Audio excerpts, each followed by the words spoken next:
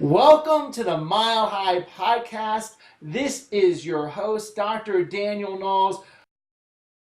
We're recording just a few days after Mile High 4 out in Colorado High City at 5,000 feet. And I'm very full of enthusiasm after just finishing Mile High, how much people loved it. Hands down, this was the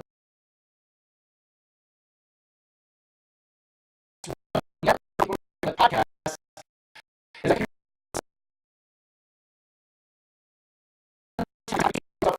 Can use as compared to also here, because this is not a Mile High chiropractic seminar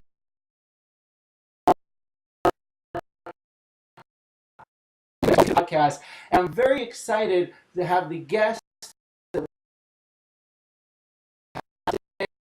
my guest, because she's part of our Mile High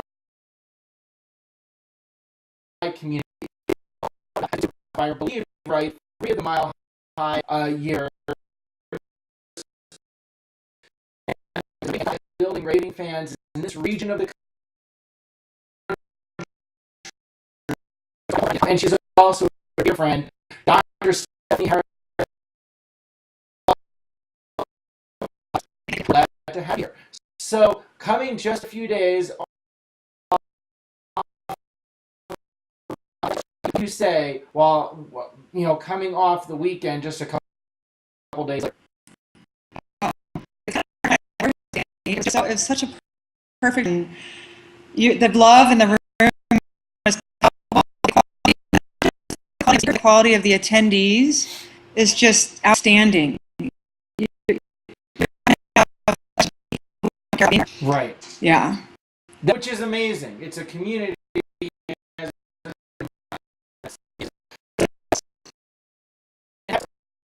For next year is open.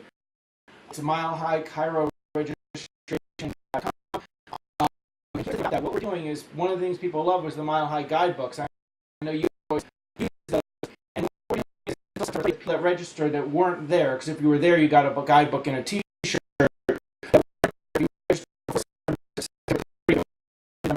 And T-shirts left. Mail those to people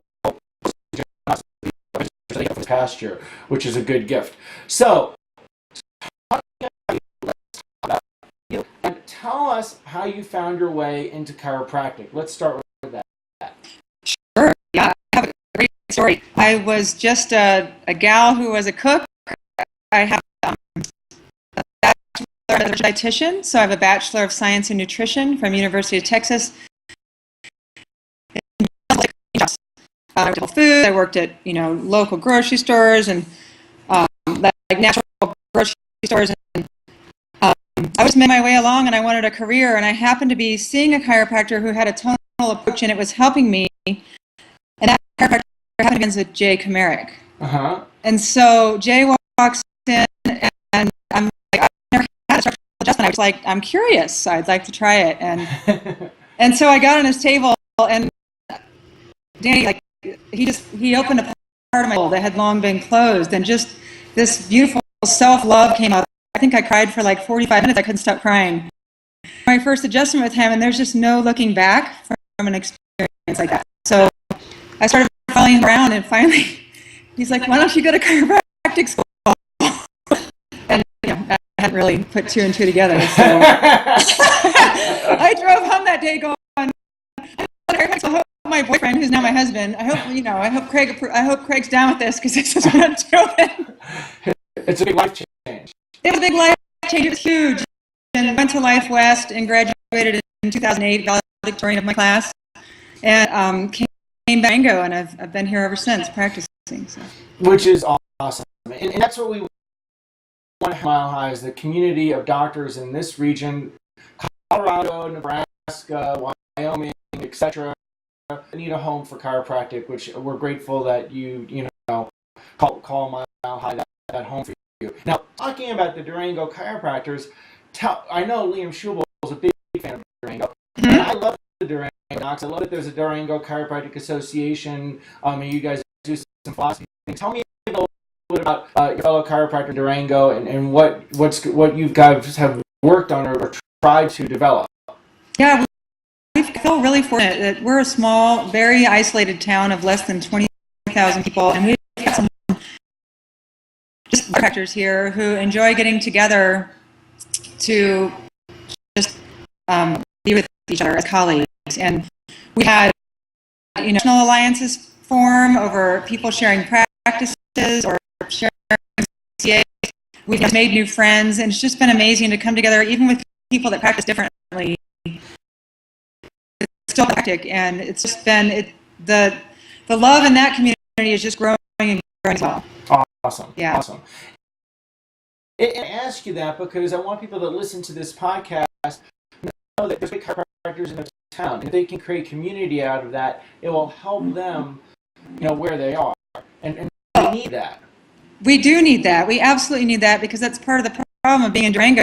We are so isolated from the rest of the state. I will say one thing about the Durango Chiropractic Alliance. I hope I can say it without crying. I went through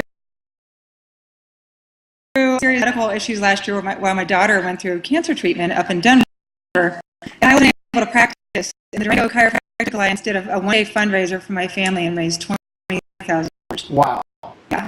That's amazing. In one day. And it just speaks volumes to who these people are and what they stand for. And here's the thing. I get sick and tired of chiropractors tearing each other down and pointing fingers. We have a vision of changing the world, and sometimes we don't treat each other like we're on the same vision. Impacting our community, impacting our local, so that there's a global vision through that. And so we need to have some camaraderie, and that's a beautiful expression of that. Also impact state boards and state associations. We have to be cognizant of what's going on in our backyard, and that often means making sure you're not alone and you're connecting with other doctors. Now, you have an interesting story, which is, with your daughter, and you're a chiropractor, and here you are with your daughter with a significant medical situation or health situation, and that from a philosophical standpoint, one, this just being a mom and a chiropractor is a unique experience and a special experience, and then being a chiropractor and handling a child with a health challenge is another experience. And doing their best to thrive. Let's have a little bit of a conversation, if you can, about how that was for you, or how you were coming to terms with that in terms of your philosophy and your values for chiropractic. Because I would imagine if it was me, it would try and test my values.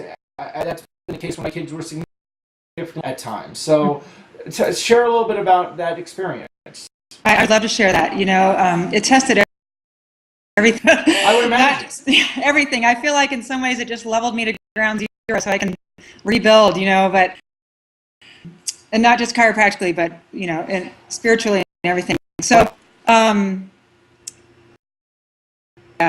it strengthened my philosophy because I truly believe that, she was an inpatient for 4 days. We were in around the clock, 24/7 medical reality. She had no immune system because she, under really intense chemo. So I had to throw almost everything I thought I knew of health out the window and trust this life-saving medical process.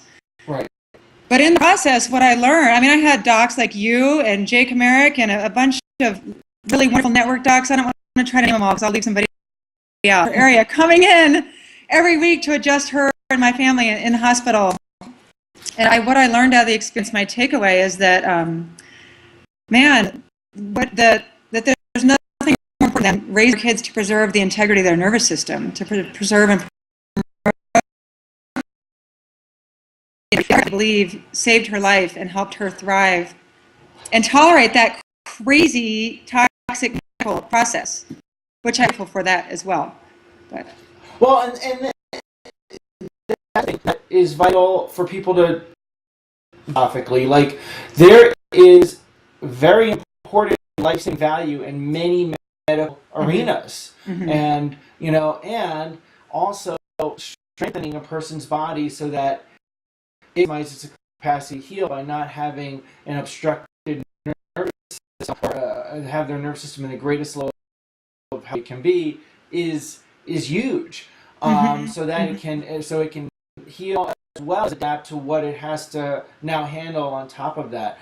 So those things can work at the same time, and obviously, and there's so much of that thought process that was part of chiropractic history, and many people still have it of like, well, if you ever do, only thing you ever need is an adjustment. Like that's not our most strict chiropractors or focus or values. It's like chiropractic provides one thing, and it's freeing your nerve anesthesia. It doesn't mean that you don't ever need anything else. Yeah, I really learned that. It just gives me respect for medicine and chiropractic. Yeah, I totally agree, Danny. It's a wonderful, chiropractic's a wonderful tool.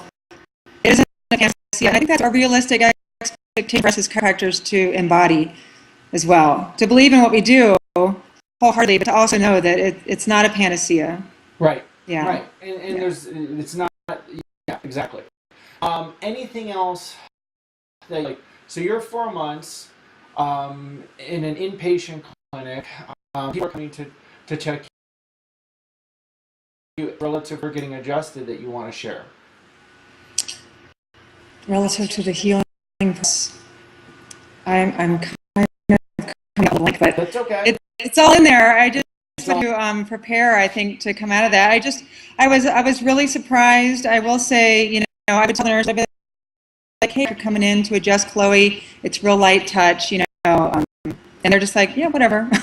Well, and that's another interesting versus nobody can come in the room, which is they're sometimes afraid that's going to be the case. It's good that was not the case. They're really open to it, and I really shocked. I thought they would be like, oh, what's that going to do for her? They were just like, whatever.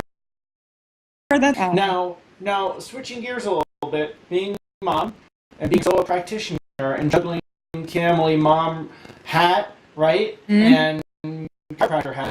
Any insights to that you want to share for the people story? Yeah, well, what I would share is that family comes first. And I learned that big time. I could probably write a book from what I learned from this unique situation I've been through with your family comes first, and when you put your family first and get your priorities in line, then you can, there's room for everything else. You have to know how to prioritize. Right. Yeah. Right. Well, and you know what? I think you just hit something big. You maybe want to write that book. I do actually one day. It's in there. I have to access that, and it's just for some reason not up there on the surface this morning. So now let's talk to you. So you're a Colorado chiropractor. You've never been to Mile High, and now you call it home. Tell us about, and you feel really connected to people that attend that you see each year, and tell me about how that experience started. Like even like going to the first event years ago. Yeah. I'm going to share my Mile High story. Last year, and I think I started seeing it on Facebook the second year. And we live in Durango. It's 6 hours to Denver. And I was going to some stuff that was interesting, but not inspiring and not exciting. And I wasn't coming home making new friends. I was just going and coming back for my CE credits. And then I signed up Mile High. I'm like, great, philosophy and all this right into this is perfect. So, and then you friended me on Facebook and started tagging me and the other attendees in all their posts.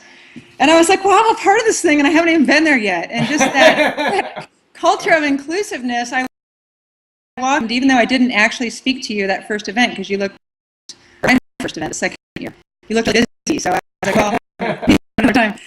And then you got afterwards, and then, you came to the hospital and that's there. The rest is history. But the part about, I just found a group of people at Mile High and all the groups of people that are there who are just really wonderful people to be around. Right. There's a huge sense of camaraderie. I remember that you went to your first Shubal Vision program. I did. I found that through Mile High. Yeah, I did. I went to Shubal Vision.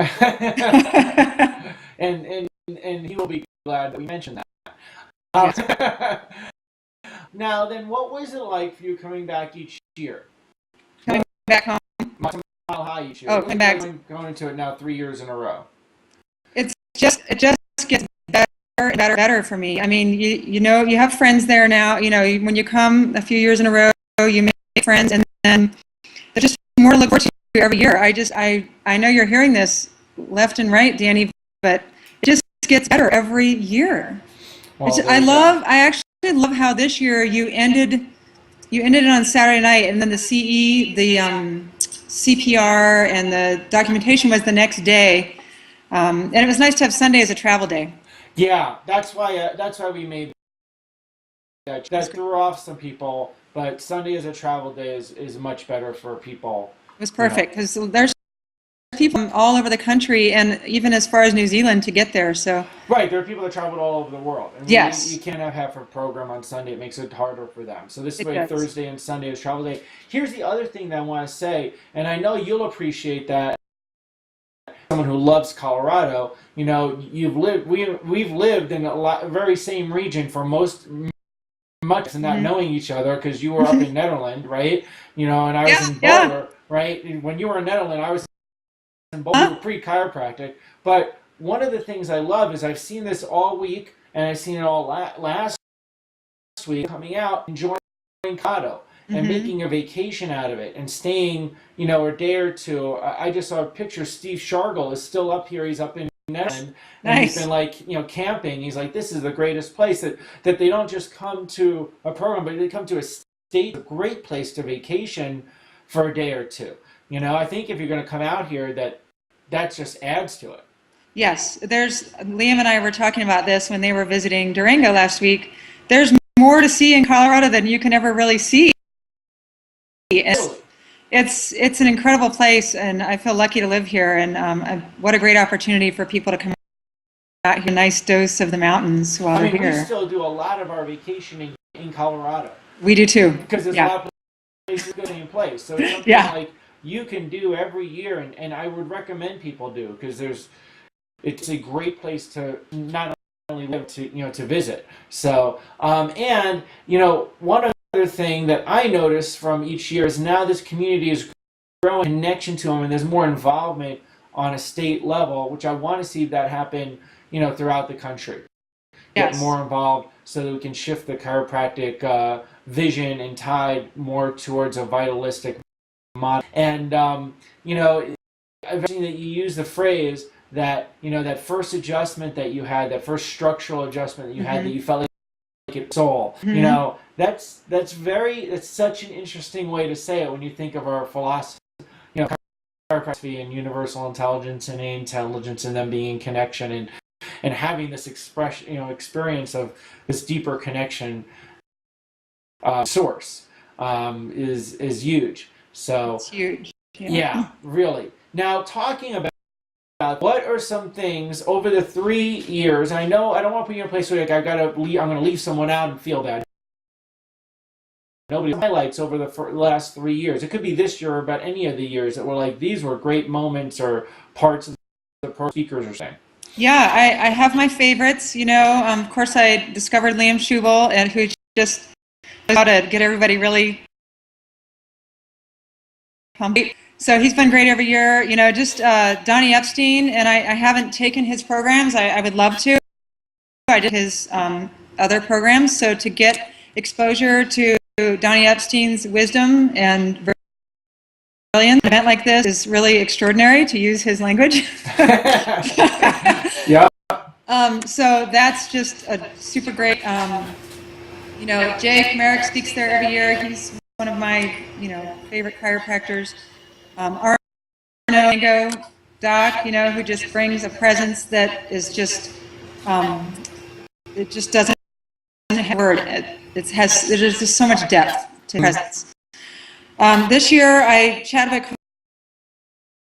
about just speaking the truth where it needed to be spoken. Yeah. He's not afraid to just bring things up, you know, that need to be brought up. And he really inspired me this year a lot. Yeah. Yeah. You know, and I really, there's two things are this weekend is one, the quality of the speakers and content, and Mm-hmm. you know there's a certain vibe that we go for, and we're very careful about select because we want people that really are there that care about the future of chiropractic and helping chiropractic more impact and practitioners through their philosophy, through their vision, and through their business strategies. So we're really cautious about that. To the content, what is also truly I find amazing is the community, the experience, the conversations you have in between the speakers, the conversations you have in the restaurant, or those are tremendous. Yeah, and I get a chance to connect with some Life West alum that I went to school with at these events that I otherwise, and that's just, it's really fun to come back, 8 years after graduating and be like, oh yeah. Are you? So yeah, and that's incredible. So now, one other thing that I want to ask, thinking back of it, what this you may have to reach into your brain a little bit for. Okay. What is a okay? This year or any of the ones you've attended, I think you've even listened to the audios of Mile High One. Available, people can grab those online. You miss the experience of being there, but you can stream and audio, which is what I do. But with all that content, what was something that was a big aha, philosophical aha for practice that you really valued? Oh gosh, well I have a couple things to say. The first, of course I know what a subluxation is, and I studied Sue Brown's work, so it's a very complex definition of subluxation. After going to Mile High, I was driving home and I'm like, oh yeah, subluxation is a bone out of place putting pressure on a nerve, cutting off the life force to the organs and tissues. It's disrupting the brain-body connection, and now I can communicate that to people in a way that's so simple.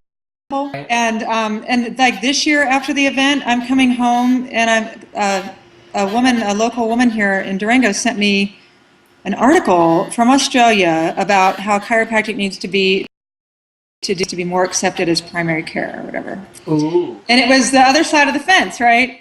And I skimmed it. It doesn't affect me at all because I stand for, the detection, correction, and analysis of vertebral subluxation, nothing more. And it just has given me just a platform to stand on and just so much confidence in what I'm doing that I just feel so grounded in who I am and what I'm doing because of Mile High. That's what we want to provide. Yeah. Because people, like you said, CE, like we have the hours of CE that that many people need, and I would get things in the mail, postcards. Everybody does. Advertisements for CE. It's the next whiplash seminar. It's the next how to do physical exams for sports physicals, whatever.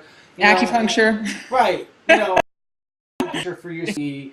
Right. Not that hey, if that any of those things are your bag, I'm not being negative about it. That you could actually take continuing education on chiropractic, because if we're going to be better chiropractors, we have to understand more about the science of subluxation, about adjusting, and I want to provide actual material that would help people have certainty about what they do in locating, analyzing, and correcting subluxations from a variety of vantage points. And there's a lot of that information out there. When people are getting their continuing education, doing something that's like a different, like homeopathy. Not that there's anything wrong with homeopathy. Using homeopathy for your CE when you're a chiropractor. Yeah, your intention is coming to life, Danny. It's working because it's made me just a much more confident chiropractor on so many. I also want to say one thing about what you've brought to it every year, speaking about the politics. And I thought about being involved or about even wanting to be involved in my state. And you've brought this awareness to the high audience. I didn't know, what was going on. I'm way down here in Durango. As it is, I would have to drive 4 hours to district meeting and get that changed, 4 hours through the mountains. Yeah. To get to Grand Junction. But anyway, your picture of all and where's your money going? And I'm going to print that out and hang that on my wall to make sure that, that my money stays out of that. I just really value what you've brought to it because I want to serve in that capacity when the time is right for me. Well, and there you go. And people look at little things and big things, you know, whatever fits them. Even just what you just said, making sure I go to the wrong place, that in of itself is doing something, you know, or making sure the companies you work with are in alignment. That in of itself is a huge step. And even just going to district meeting, voting is a huge step. You don't have to necessarily be, but we all can play our part in being conscious of what's going on in chiropractic versus unconscious. And I was on the Sherman Chiropractic board, and then all this stuff became vivid to me, and I was like, here I am, and I'm glad I'm doing what I'm doing in my practice, but meanwhile, I don't practice will be around as I know it to be as a philosophy, science, and art. So that was big, you know, dropped up that. Yeah, no, I'm in there. I've got the why behind me too. So I want to do what I can to. And even after my first year at Mile High, I switched to Chiro Futures as my malpractice person. You know, I just want to stay. I love that you're bringing awareness to that, so that we're not being congruent in our choices where we're making to spend our money in the profession. Right. Well, sometimes people are like, I'm so congruent philosophically things, but then I'm giving money to my destruction and don't realize it. Yeah, you know, and we don't realize it. So it's really nice earthing that and bring it to light. So good. Well, I'm really grateful to get the time with you on this podcast. I'm grateful to the Mile High family. Is there any other thoughts that you want to share? I just say if you're watching this and you're watching these podcasts and you have any incline high, just do it. Just find a way to do it because it'll change your life. Yep. August is Mile High month. Yes, so it is. You mark your calendar. Don't plan anything else. Right. Exactly. I've talked to people who had such and such plans, and I'm like, what? You had plans? It's Mile High. That is the plan. That is the plan. There you go. So thank you for being part of the community. And I'll remind people again, you can through www.milehighchiro.org. You can get audio and video streaming access to any of the last 4 years, and you can also register for next year until t-shirts and the guidebooks, and it's a 50% from what the at the door registration. Making the plan and committing to something now and marking your calendar before like a barbecue comes up that you got to go to, you know, something like that is a good idea. Thank you for being part of Mile High. We really appreciate you, Stephanie. Thank you so much.